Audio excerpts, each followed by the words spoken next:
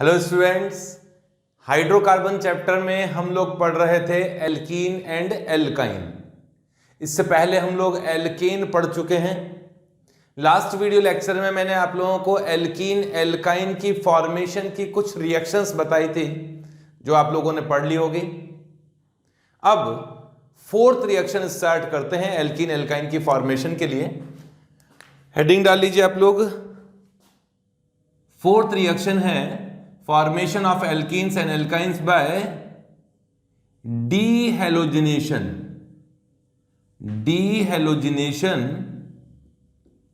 of vicinal dihalides। आप लोगों को मैंने जेमिनल और विसिनल बताया था। इससे पहले जो रिएक्शन बताई थी एल्काइन फॉर्मेशन की थर्ड रिएक्शन में, उसमें भी जेमिनल एंड विसिनल डाइहैलाइड से हम लोगों ने एल्काइन बनाया था। अब हम लोग पढ़ रहे हैं विसिनल। विसिनल का मतलब हुआ एडजेसेंट पोजीशन पे, पास पास वाली पोजीशन पे, नियरेस्ट पोजीशन पे दो सेम ग्रुप अटैच्ड हो, और वो सेम ग्रुप कौन होंगे? हैलाइड्स होंगे।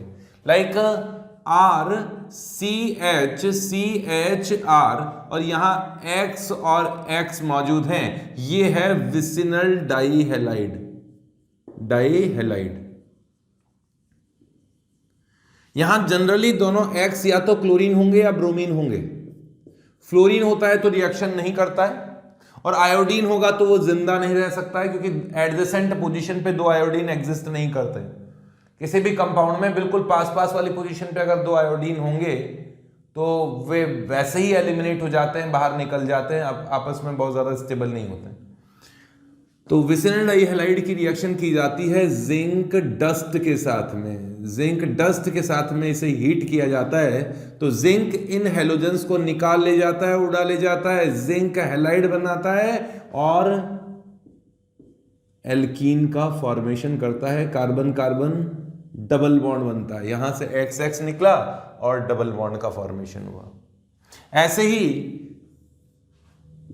अगर Na plus acetone, NaI acetone, sodium iodide plus acetone के साथ इसे हीट किया जाए तो भी डीहेलोजेनेशन होता है। समझना कैसे? आयोडीन आएगा, इस जगह रिएक्शन करेगा, एक एक्स को निकालेगा, फिर दूसरा आयोडीन आएगा, दूसरे एक्स को निकालेगा। एडजेसेंट पोजीशन पे दो आयोडीन आ जाएंगे, और मैंने कहा था एडजेसेंट पोजीशन पे दो आयोडीन स्टेबल नहीं होते, अभी कहा था। तो जैसे ही दो आयोडीन पास पास में आएंगे वो तुरंत बाहर निकलेंगे और डबल बॉन्ड छोड़ जाएंगे। तो यहां भी इस तरह से रिएक्शन होती है और X2 का मॉलिक्यूल बाहर निकलता है। कुल मिला के दोनों ही केसेस में क्या बना? एल्कीन फॉर्मेशन की ये रिएक्शन है। इस रिएक्शन में एल्काइन भी बना सकते हो, ऐसी बात नहीं है। ये reaction formation of alkene and alkyne दोनों के लिए है। एल्काइन भी बता देता हूं कैसे बनता है। ये तो एल्कीन की बात हो गई। ये लीजिए, अगर इस तरह से चार हेलोजन जुड़े हो तो यहां से एक्स एक्स निकला, डबल बॉन्ड बनेगा। यहां से हेलोजन हेलोजन निकला तो ट्रिपल बॉन्ड बन जाएगा, तो कोई दिक्कत वाली बात नहीं है। इसे जिंक डस्ट डाल के हीट करें या फिर NaI प्लस एसीटोन, थोड़ा एक्सेस में लेने पड़ते हैं बस, और कुछ नहीं है, इनकी प्रेजेंस में हीट करें तो एक्स एक्स निकलेगा और एक्स एक्स निकलेगा और ट्रिपल बॉन्ड फॉर्मेशन हो जाएगा। एल्काइन का फॉर्मेशन भी यहां किया जा सकता है। बनाओ, जल्दी से बना लो, कंप्लीट कीजिए।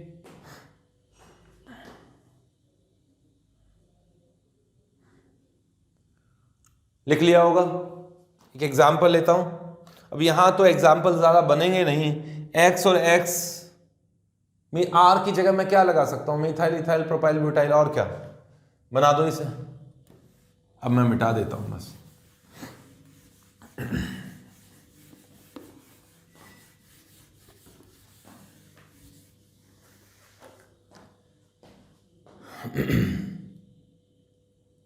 ये देखिए एग्जाम्पल, ये कंपाउंड है, यहां Br है इस जगह और यहां Br है इस जगह। थोड़ा बड़ा बनाऊंगा।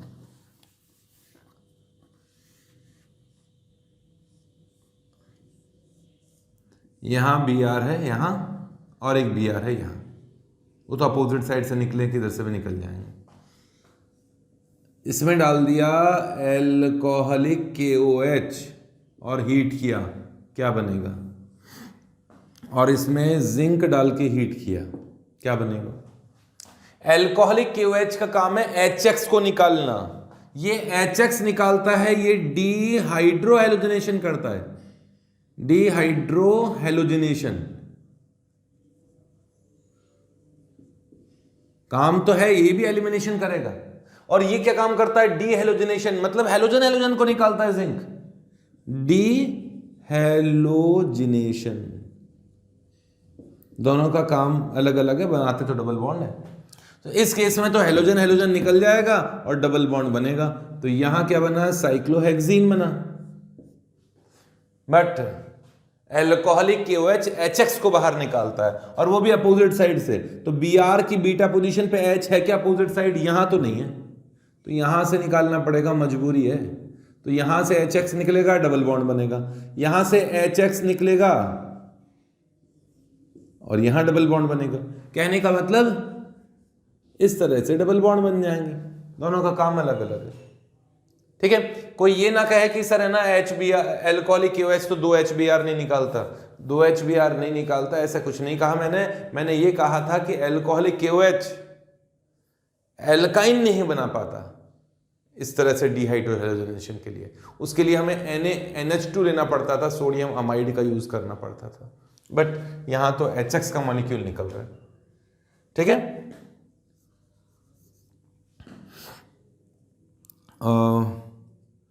ये एग्जाम्पल कीजिए, यहाँ CL है और इसमें जिंक डाल के हीट किया, प्रोडक्ट बना दो। क्या यार, इसमें कोई एग्जाम्पल्स बनेंगे क्या? तो Br CL निकलेगा, डबल बॉन्ड बन जाएगा, सिंपल है। तो ये रिएक्शन है एल्कीन एल्काइन कैसे बना सकते हैं। और भी रिएक्शन है, इतनी नहीं है, बट जिंक के कुछ और करामात आपको दिखाता हूं। यहाँ इस टॉपिक से रिलेटेड पॉइंट है थोड़ा थोड़ा, इसलिए मैं यहाँ बता देता हूँ। यहाँ तक कॉपी करो, जिंक और डीहेलोजिनेशन रिएक्शन कैसे करता है, कंप्लीट कीजिए यहाँ तक।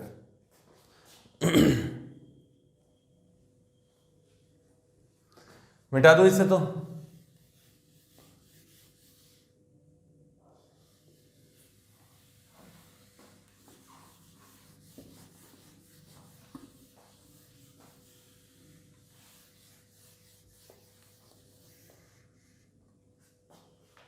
इसको बॉक्स बना के लिख देता हूं।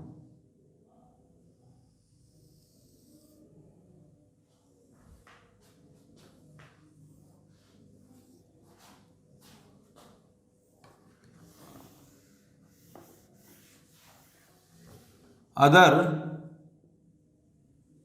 डीहेलोजिनेशन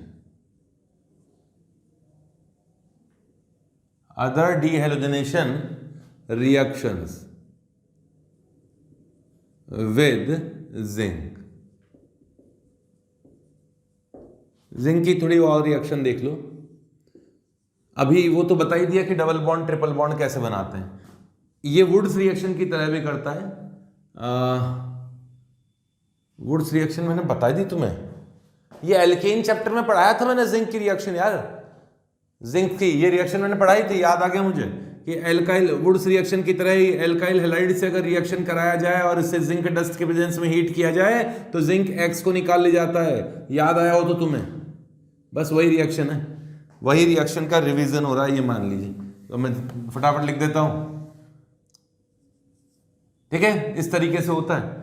अगर ये दो अलग अलग मॉलिक्यूल में एक्स है तो दोनों आर को कंबाइन कर देता है, बट एक ही मॉलिक्यूल में एक्स और एक्स इस तरीके से अटैच्ड हैं और जिंक डस्ट के प्रेजेंस में आपने हीट किया है तो इस एक्स को और इस एक्स को निकाल देगा जिंक, और इन दोनों कार्बन को कंबाइन कर देगा। यहां 3 मेंबर रिंग भी बन गई, क्योंकि बन जाती है, इंट्रामॉलिक्यूलर रिएक्शन है।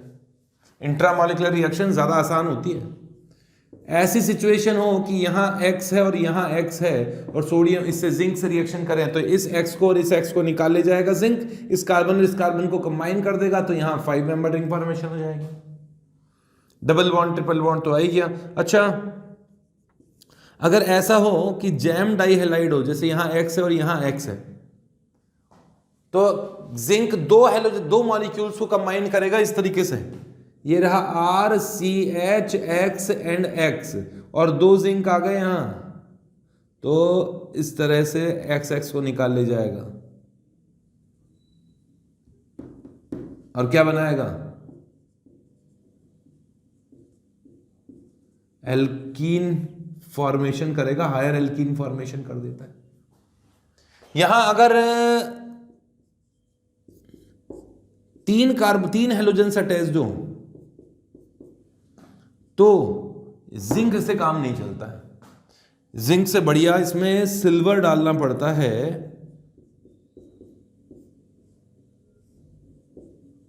और फिर हीट करना पड़ता है। तो ये सिल्वर यहां से हेलोजेंस को निकाल ले जाएगा। सिल्वर्स से 6 हेलोजन आएंगे, ध्यान रखना इस चीज का, और एल्काइन फॉर्मेशन कर लेता है, और सिल्वर हैलाइड के साथ पीपीटी बना लेता है। इन सभी रिएक्शंस में रिएक्शन नंबर 1 से लेकर 5 तक की ये जो रिएक्शन मैंने बॉक्स में लिखी है, यहां X equals to chlorine, bromine और आयोडीन हो सकता है। इस बॉक्स के बाहर वाले केस जो थे उसमें आयोडीन नहीं लेना था एडजेसेंट पोजीशन पे, यहां तो आयोडीन चल सकता है। तो ये जिंक की और रिएक्शन थी जो रिपीट हुई है, पहली बार नहीं आई है। ये रिएक्शन थी 4th, डिहाइड्रेशन मुझे लेना है, तो मैंने ये रिएक्शन पहले ले ली। कंप्लीट करो इसे, फिर लेते हैं अल्कोहल्स में डिहाइड्रेशन से एल्कीन किस तरह से बनेगा। मिटा देता हूं रिएक्शन नंबर 5, बस मिटा ही रहा हूं इसे।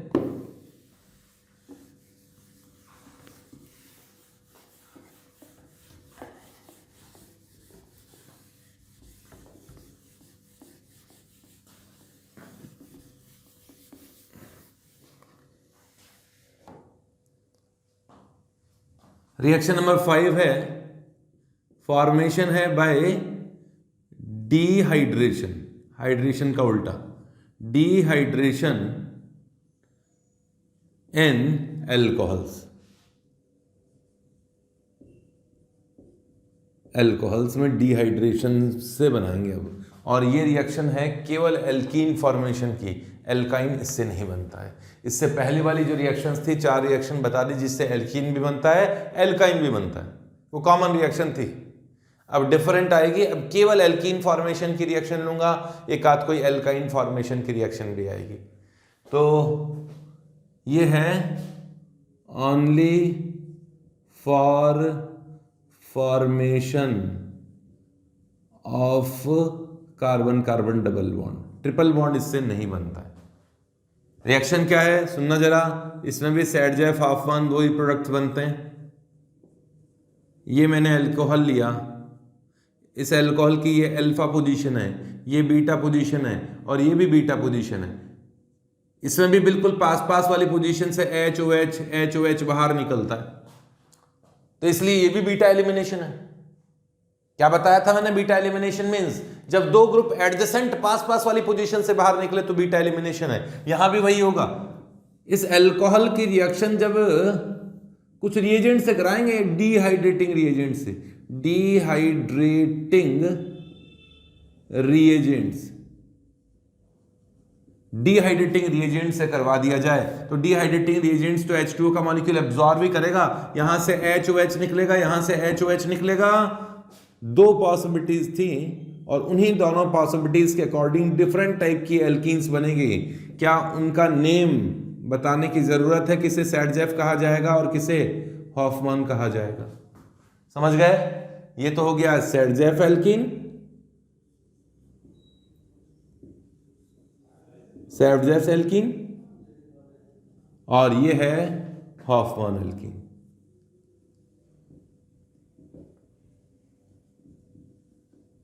सैडजेफ एंड हॉफमैन दोनों तरह की एल्कीन बनेगी। जनरली मेजर कौन सी होती है सैडजेफ, वो डिपेंड करता है डिहाइड्रेटिंग एजेंट कौन सा दिया गया है। बताता हूं, देखो डिहाइड्रेटिंग एजेंट कौन से यूज कर सकते हैं। डिहाइड्रेटिंग एजेंट्स, फर्स्ट है कॉन्संट्रेटेड। एक मिनट पेन चेंज कर लूं यार।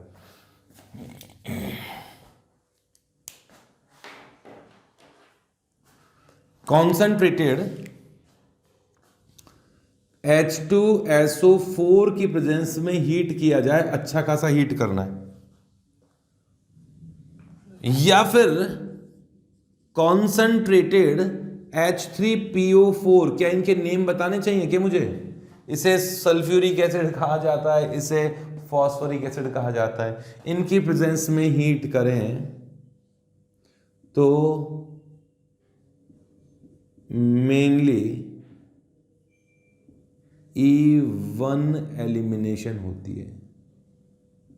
अब तुम बोलोगे सर E1 तो पढ़ाया ही नहीं, अरे E2 तो पढ़ा दिया ना, E1 पढ़ा देंगे। अब E1 एलिमिनेशन होती है, E1 एलिमिनेशन में C plus means carbocation intermediate बनता है, यहां से तो शुरुआत हो रही है उसकी। E1 बता रहा हूं ना मैं भी, कार्बोकेटायन इंटरमीडिएट बनता है, कार्बोकेटायन बनेगा इसमें। और जहां कार्बोकेटायन बनता है, जीओसी पढ़ाई थी मैंने, रीअरेंजमेंट पॉसिबल होता है।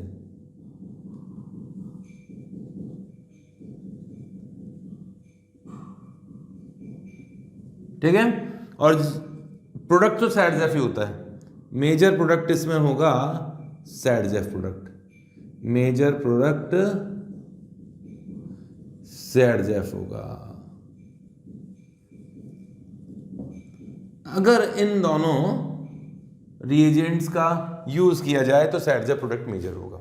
ठीक है, अब सुनो, एल्यूमिनियम ऑक्साइड में से एल्यूमिना कहा जाता है, या फिर यूज करते हैं P2O5, इन दोनों में से किसी का यूज किया जाए हाई टेम्परेचर पर तो ये E2 एलिमिनेशन कराता है। E2 एलिमिनेशन में क्या होगा, HX अपोजिट साइड से निकलता था, याद है ना, यहां H and OH opposite side से निकलेगा बिना रीअरेंजमेंट के, रीअरेंजमेंट नहीं होगा। E2 एलिमिनेशन होगा नो रीअरेंजमेंट, TS बनती है ना, E2 एलिमिनेशन में ट्रांजिशन स्टेट बनती है, X और OH, X and H opposite side से निकलता था, बस यहाँ X की जगह कौन है, OH है, तो E2 रीअरेंजमेंट होगा, नो इसमें रीअरेंजमेंट नहीं होता है।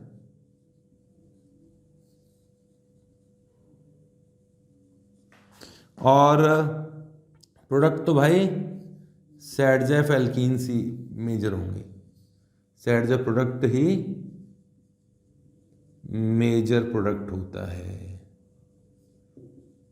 अब एक और है हमारे पास में, ऐसी बात नहीं है, फिफ्थ पे है थोरियम का ऑक्साइड, कम पूछते हैं लेकिन आना तो चाहिए।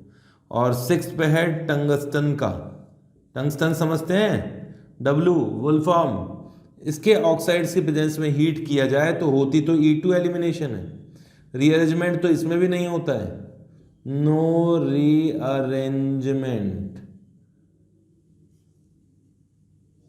बट मेजर प्रोडक्ट जो होगा वो हॉफमैन प्रोडक्ट मेजर होगा, हॉफमैन्स प्रोडक्ट मेजर प्रोडक्ट होगा, सैडजेफ नहीं होगा। और क्यों होगा, उसका मैकेनिज्म के बीच में फंसने की जरूरत नहीं है, डायरेक्ट क्वेश्चन करेंगे। हमें ये फर्स्ट वाली जो दोनों है ये अच्छी तरह से आने चाहिए, क्योंकि डिहाइड्रेशन में मेनली होते यही हैं। ये तो मैंने आपको इंफॉर्मेशन के लिए बता दिया है, अभी एक ही एग्जांपल कराऊंगा बस, उसी के अंदर पूछूंगा, वरना इन्हीं के एग्जांपल पूछे जाते हैं। E1 एलिमिनेशन क्या होती है, अब उसका इंट्रोडक्शन लेते हैं। E1 है क्या, किस तरीके से होती है, इसमें कार्बोकेटायन कैसे बनता है, लिखो फटाफट लिखो, इसे तो मिटाऊंगा, मैकेनिज्म लेते हैं अब इसका।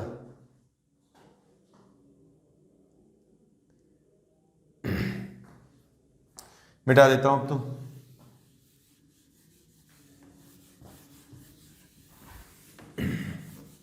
बहुत सिंपल सी रिएक्शन है डिहाइड्रेशन, लेकिन बहुत इंपॉर्टेंट रिएक्शन है डिहाइड्रेशन। 11th क्लास में भी पूछी जाती है तो 12th क्लास में भी आती है, 12th क्लास में अल्कोहल चैप्टर की अल्कोहल्स के रिएक्शंस में आती है। तो मैं मेजर पोर्शन तो 11th के साथ साथ 12th को भी कवर करने की कोशिश कर रहा हूं। यहां पर सुनना, रिएक्शन देखो क्या है, एक इस एग्जांपल के थ्रू मैं आप लोगों को, चलो मैकेनिज्म बता देता हूं।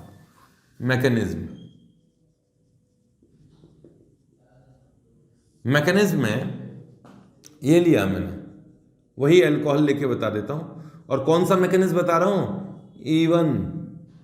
E1 मतलब एसिड कैटालाइटिक डिहाइड्रेशन वाला मैकेनिज्म बता रहा हूं, जिसमें एसिड डाला था वो मैकेनिज्म। फर्स्ट स्टेप में H2SO4 या फॉस्फोरिक एसिड डाला, इनमें से इस एसिड में से H+ आ गया, यहां H+ आ जाएगा तो क्या बाहर निकलेगा? HSO4-, मतलब इसमें आयोनाइजेशन हुआ और इसका H+ आ गया इस लोन पेयर पे। H+ कहां आएगा? जहां इलेक्ट्रॉन डेंसिटी ज्यादा है वहीं तो आएगा। तो H+ इस O पर O की लोन पेयर के साथ कोऑर्डिनेट बॉन्ड बना लिया। कैसे? इस तरीके से। ये रहे दो लोन पेयर, एक लोन पेयर के पास H+ आया, कहा कि भाई मुझे दे दो एक इलेक्ट्रॉन, तो ये लोन पेयर ने इलेक्ट्रॉन डोनेट कर दिए, यहां आ गया पॉजिटिव चार्ज, इसे कहा जाता है ऑक्सोनियम आयन। अब इस ऑक्सोनियम आयन में यहां से H2O बाहर निकल जाता है इलेक्ट्रॉन लेकर, पॉजिटिव आ गया ना तो इलेक्ट्रॉन खींचने लगा, इलेक्ट्रॉन लेके बाहर निकल गया, H2O बाहर निकल गया। जब कोई ग्रुप बाहर निकल जाता है, ये किस फॉर्म में बाहर निकल गया? लीव करके निकल गया, छोड़ के निकल गया, तो ये लीविंग ग्रुप है, लीविंग ग्रुप। ये लीविंग ग्रुप जितना स्टेबल होगा उतना ही बढ़िया रहता है। और कितना अच्छा लीविंग ग्रुप है यार, न्यूट्रल लीविंग ग्रुप है। न्यूट्रल ज्यादा स्टेबल होगा कि आयोनिक स्पीशीज ज्यादा स्टेबल होगी? ऑब्वियसली न्यूट्रल फॉर्म ज्यादा स्टेबल होती है। तो H2O एक न्यूट्रल मॉलिक्यूल है, इसलिए इजीली बाहर निकल सकता है, तो अच्छा लिविंग ग्रुप है ना, गुड लिविंग ग्रुप है। लिविंग ग्रुप ने इलेक्ट्रॉन खींच के बाहर निकल गया तो पॉजिटिव चार्ज बना, पॉजिटिव चार्ज बन गया, ये लीजिए पॉजिटिव चार्ज बन गया।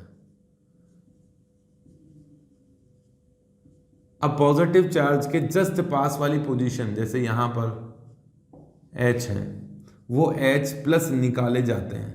ये इस बॉन्ड के इलेक्ट्रॉन यहां दे दिए गए तो यहां डबल बॉन्ड बनेगा, और यहां जो H+ है उसे कौन एब्जॉर्ब कर लेगा?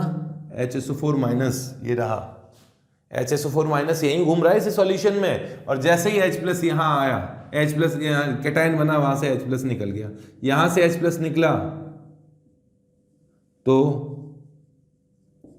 ये प्रोडक्ट बना जिसे सैडजेफ एल्कीन कहा जाता है। और यहां से H+ निकला तो यहां डबल बॉन्ड बन जाएगा। और H+ को एब्जॉर्ब किसने किया? इस H+ को एब्जॉर्ब किया HSO4- ने, और खुद क्या बन गया? H2SO4। यहां भी HSO4- ने H एब्जॉर्ब कर लिया और बन गया H2SO4। और क्या बन गया? एक हाफ-1 एल्कीन। मेजर तो ये होगा क्योंकि भाई मेजर ही होता है, मोर स्टेबल होता है, इसलिए मेजर होता है। बार बार क्या बताऊं, जनरली सैडजेफ प्रोडक्ट मेजर होता है। इसमें ये वाला स्टेप रेट डिटरमाइनिंग स्टेप होता है, RDS होता है।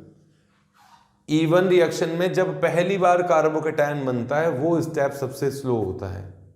इस कैटायन के बाद मान लो रीअरेंजमेंट हो जाए तो उसके प्रोडक्ट डिफरेंट बन जाएंगे, वो बात अलग है।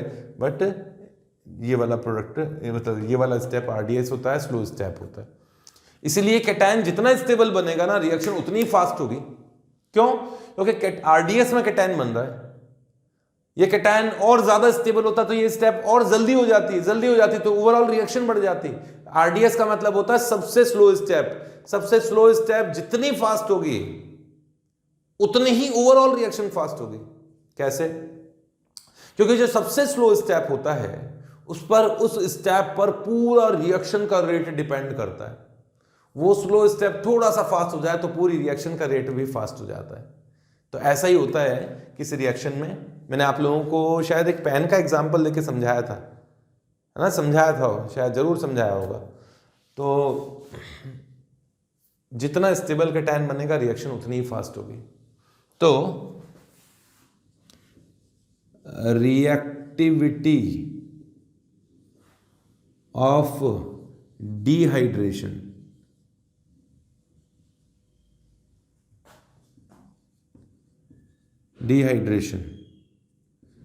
डायरेक्टली प्रोपोर्शनल होती है stability of carbocation intermediate.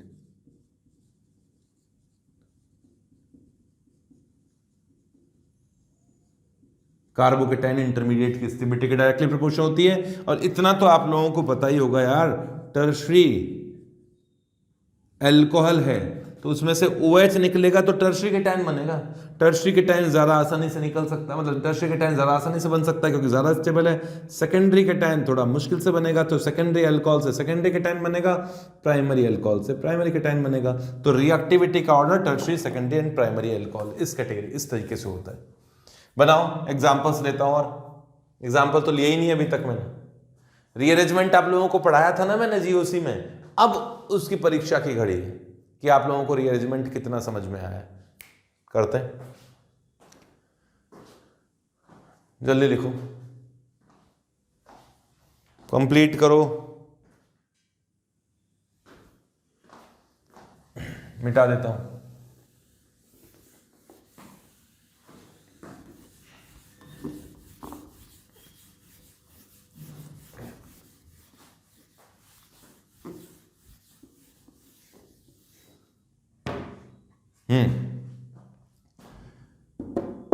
Example first, ये अल्कोहल है, इसमें कॉन्सेंट्रेटेड H2SO4 डाल के हीट किया गया। देखो सुनो, अभी मैकेनिज्म में मैंने बताया था, फर्स्ट स्टेप में H+ आया था और एंड में वापस H+ निकल गया था। तो ये तो कैटलिस्ट की तरह काम करता है। ये एसिड कैटालिटिक डिहाइड्रेशन है, एसिड के प्रेजेंस में डिहाइड्रेशन है, तो कई बार बोल देते हैं एसिड कैटालिटिक डिहाइड्रेशन। तो एसिड कैटालिटिक डिहाइड्रेशन इसमें मैंने कराया, क्या प्रोडक्ट बनेगा, बना दो। इसी में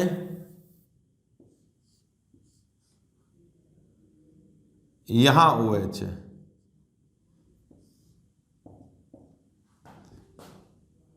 इसी एग्जाम्पल में लूं, अलग से लूं, इसी में ले लेता हूं यार, चलो अलग से लिया। Example number 2, example number 3,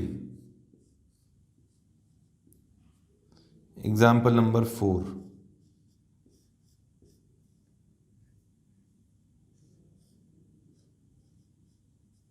example number 5,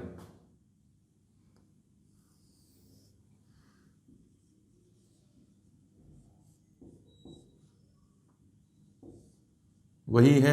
कई बार ऐसे भी लिख के दे देंगे आपको H+ हाई टेम्परेचर, तब भी बात वही है। तो पहले तो ये 5 एग्जाम्पल्स करते हैं और हमारी कोशिश रहेगी मेजर प्रोडक्ट बनाने की, माइनर नहीं बनाने वाला, जगह कम पड़ जाएगी मेरे पास में। तो मेजर प्रोडक्ट बनाता हूं, ये 5 तो मैं करता हूं, आगे की एग्जाम्पल तुम करना। फर्स्ट स्टेप में H+ आता है, फिर H+ क्या करता है, इस लोन पेयर के साथ बॉन्ड में आता है। अब मैं इतना डिटेल में थोड़ा लिखूंगा। फिर H+ एंड OH निकल जाते हैं H2O की फॉर्म में और कैटायन बनता है। ये लीजिए कैटायन यहां बनेगा, ठीक है। अब इस कैटायन में कोई रीअरेंजमेंट की पॉसिबिलिटी होगी तो हम चेक करेंगे, भाई रीअरेंजमेंट तो नहीं हो सकता, तो यहां तो नहीं हो सकता क्योंकि पहले से टर्शरी कैटायन है। अब इस कैटायन के जस्ट पास वाली पोजीशन से H+ उस ओर से निकालेंगे जहां स्टेबल एल्कीन है, तो यहां से भी H+ निकल सकता है, तो ये एल्कीन बनेगा। अगर इस साइड से H+ निकल जाता तो ये एल्कीन बनता, और अगर इस साइड से H+ निकल जाता तब भी वही एल्कीन बनता। मेजर तो ये होगा क्योंकि इसकी स्टेबिलिटी ज्यादा है, तो मैं तो यही बनाऊंगा डायरेक्टली। मेजर प्रोडक्ट इन सभी में 4 और 5 सेम बनने वाला है।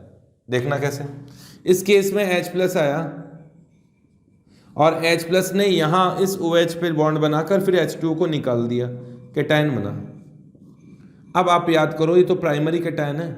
प्राइमरी कैटायन ज्यादा स्टेबल होता है कि सेकेंडरी कैटायन ज्यादा स्टेबल होता है कि टर्शरी? टर्शरी कैटायन ज्यादा स्टेबल होता है क्योंकि उसमें हाइपर कॉन्जुगेशन ज्यादा होता है, प्लस आई इफेक्ट से कैटायन की स्टेबिलिटी बढ़ती है।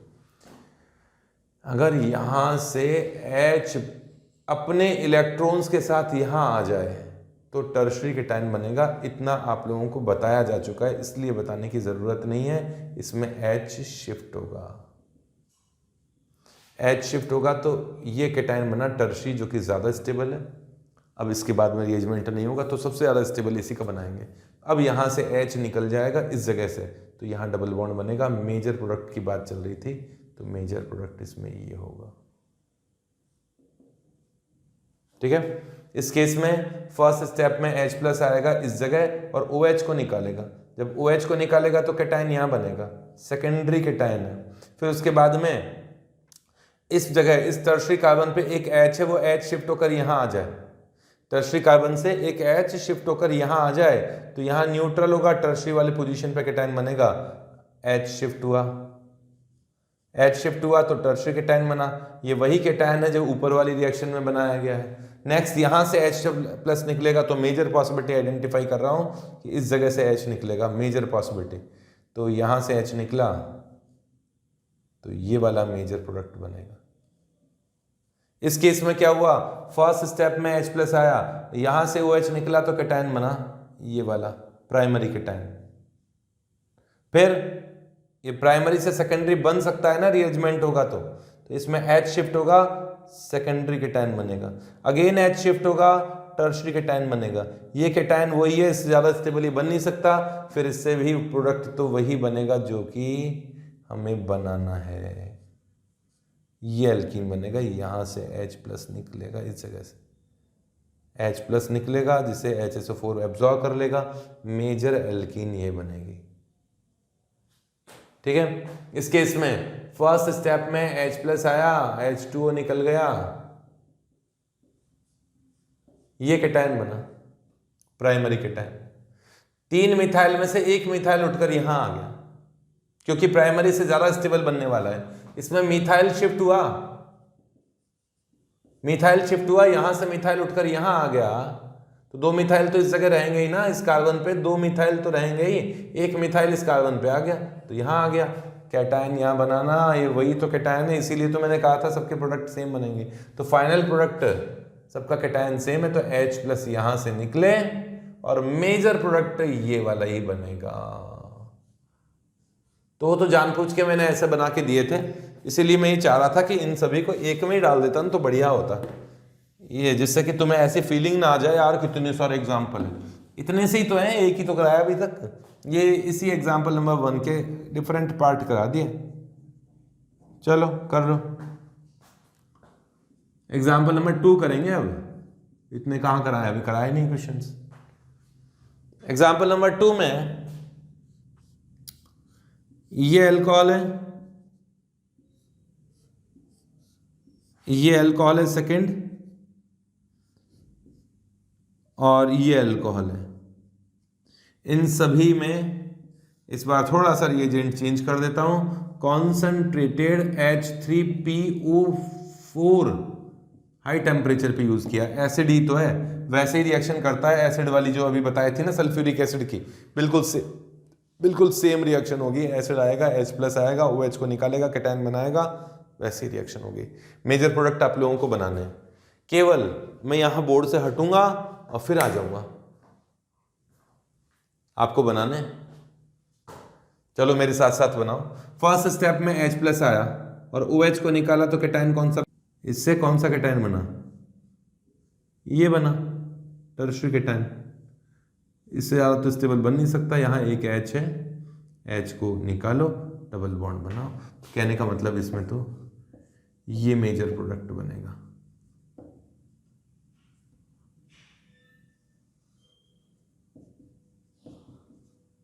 ठीक है, इस केस में क्या होगा कि H प्लस आएगा, H प्लस अटैक करेगा इस लोन पेयर पे, H2 को निकालेगा, वही प्रोसेस जो आपको बताया था,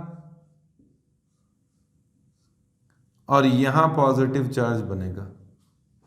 नेक्स्ट स्टेप में इस पोजीशन से H शिफ्ट होके आएगा, यहां से H शिफ्ट होके आएगा, H शिफ्ट होगा तो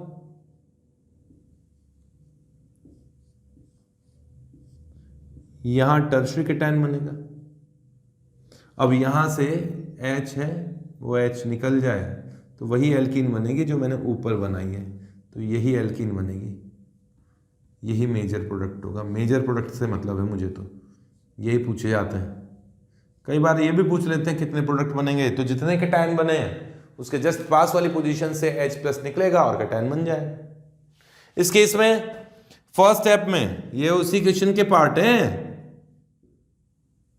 ना। फर्स्ट स्टेप में H प्लस आया, ऑक्सीजन पे आया, फिर H2O निकल गया, कैटायन बना। कैटायन इसमें इस तरह का बना है जो कि सेकेंडरी कैटायन है। अब यहां से मिथाइल शिफ्ट होगा, इस जगह से मिथाइल शिफ्ट होकर यहां आएगा, यहाँ मिथाइल शिफ्ट होके आ गया, तो क्या कैटायन वही है? बिल्कुल वही है। H प्लस निकला कहाँ से? अब तुम समझ जाओ यार, यहाँ से H प्लस निकलेगा, वही एल्कीन बना। समझ गए होंगे तुम लोग? बनाओ। अब एग्जाम्पल मैं थोड़ा फास्ट कराऊंगा, ज़्यादा एग्जाम्पल कराऊं तो मैं करूंगा, मुझे तो करना ही है तो फास्ट होगा। थोड़े 2-4 ही एग्जाम्पल अगर कराऊं तो मैं बहुत स्लो कर सकता हूं, लेकिन मैं ज़्यादा एग्जाम्पल कराना चाहता हूं। आप लोगों को लगे कि फास्ट हो जाए तो थोड़ा वीडियो पॉज करो, खुद को एग्जाम्पल्स करो, फिर मेरे आंसर देख लो। करो जल्दी से इसे, मिटाता हूं अब तो। Example number 3।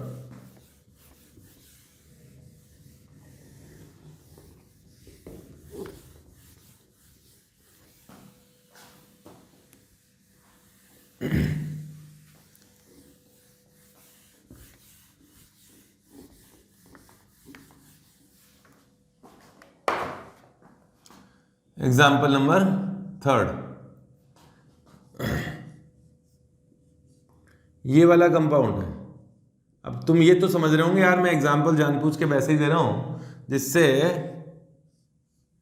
कि वो प्रोडक्ट एक जैसे बन जाए, पर मैं ये चाहता हूं कि आप अच्छी तरह से समझ जाएं। इसमें सिस और ट्रांस कोई फर्क नहीं पड़ेगा, कोई सा भी हो सकता है। यहां और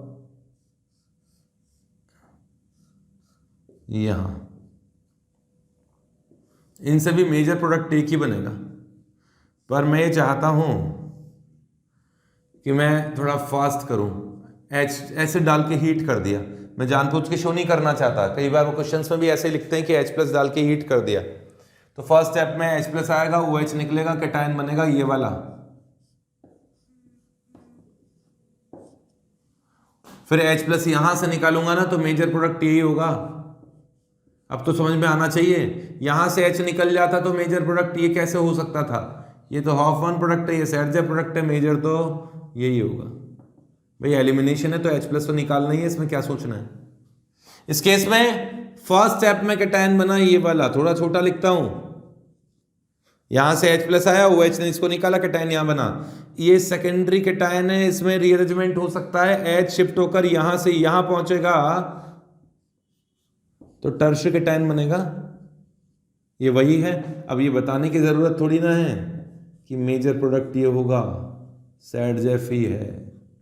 इस केस में H प्लस आया, ये रीअरेंजमेंट आते तो है ना आप लोगों को, नहीं आते हैं तो उन्हीं एग्जांपल्स को रिपीट ही तो कर रहा हूं मैं। H प्लस आएगा, OH निकलेगा, कैटायन बना, कैटायन प्राइमरी बनाए यहाँ। तो अब इस प्राइमरी कैटायन में इस जगह से H शिफ्ट होकर यहां आ गया, इसमें एसिड डाल के हीट किया ना, यहां से H शिफ्ट होकर यहां आ गया तो टर्शियरी कैटायन बनेगा, ये बना। फिर तो वही प्रोडक्ट बनने वाला है जो आपको बताया था, ये मेजर प्रोडक्ट ये होना चाहिए। इस जगह से H प्लस निकला, डबल बॉन्ड बन गया, यही प्रोडक्ट बनेगा। ये मैकेनिज्म बता रहा हूं मैं एक तरह से, नीचे से शॉर्ट में।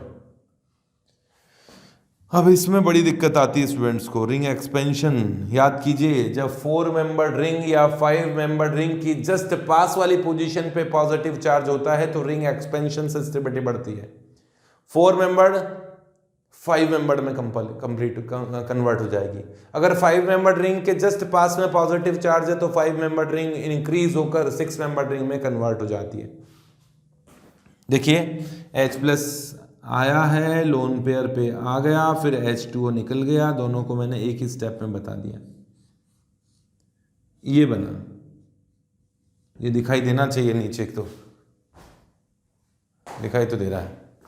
फिर क्या होगा, 5 मेंबर रिंग के पास में पॉजिटिव चार्ज है, रिंग एक्सपेंशन होगा। क्या हुआ, इसे ऐसे शो करते हैं कि ये बॉन्ड टूट गया ये वाला, और इस कार्बन का बॉन्ड यहां बन गया, तो रिंग एक्सपेंशन हुआ।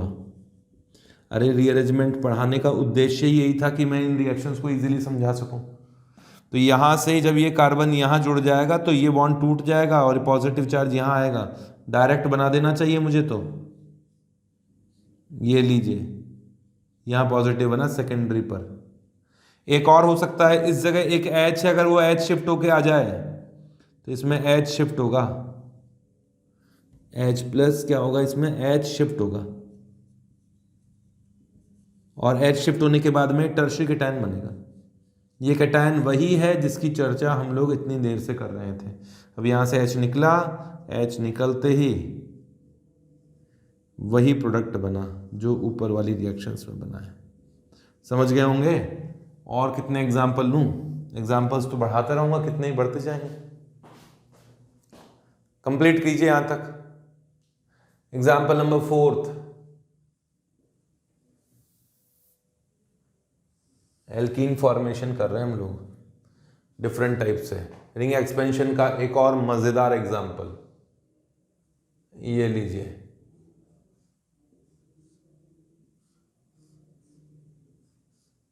यहां OH है और इसमें वही कॉन्सेंट्रेटेड एसिड डाल के हीट किया। मेरा कहना यह है कि इसमें इस तरह की एल्कीन बनी, मेजर एल्कीन, मेजर प्रोडक्ट ये बना।